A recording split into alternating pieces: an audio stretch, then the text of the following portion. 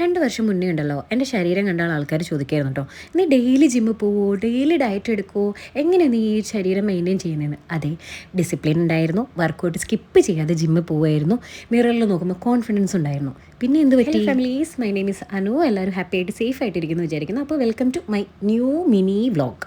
ഇന്ന് ഞാൻ പറയാൻ പോകുന്നത് എൻ്റെ ജീവിതത്തിൻ്റെ ഒരു ഭാഗമാട്ടോ. എല്ലാവർക്കും കാണാൻ പറ്റാത്ത പക്ഷേ എല്ലാവർക്കും അനുഭവിക്കാൻ കഴിയുന്ന ഒരു കഥ.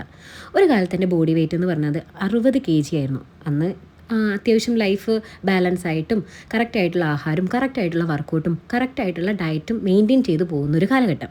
ലൈഫല്ലേ പുള്ളേ, കുറച്ച് കാലമൊക്കെ കഴിയുമ്പോൾ പ്രശ്നങ്ങളും ദുരിതങ്ങളും ഇഷ്യൂസും ഒക്കെ വന്നു.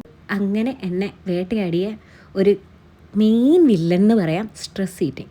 നിങ്ങൾ കേട്ടിട്ടുണ്ടോ എന്ന് എനിക്കറിയില്ല. ചിലത് തിന്നാൽ മനസ്സ് ശാന്താകുന്നൊക്കെ ഒരു തോന്നലെന്ന് പറയാനുള്ള കാരണമുണ്ട്, അത് ഞാൻ വഴിയെ പറഞ്ഞുതരാം.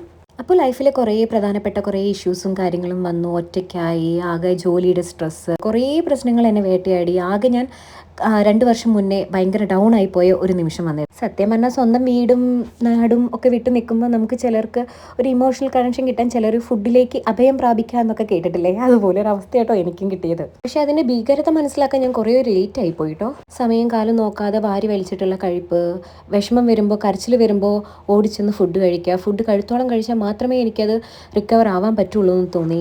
അതിനുശേഷമാണ് കേട്ടോ ഞാൻ എൻ്റെ ബോഡി വെയിറ്റ് 16 എന്നുള്ളതിൽ 65 ആയി, 17 ആയി, 75 ആയി, 80 ആയി, ഇപ്പോൾ 85 ടിൽ ഞാൻ ഇതിലാട്ടോ പോയിക്കൊണ്ടിരിക്കുന്നത്.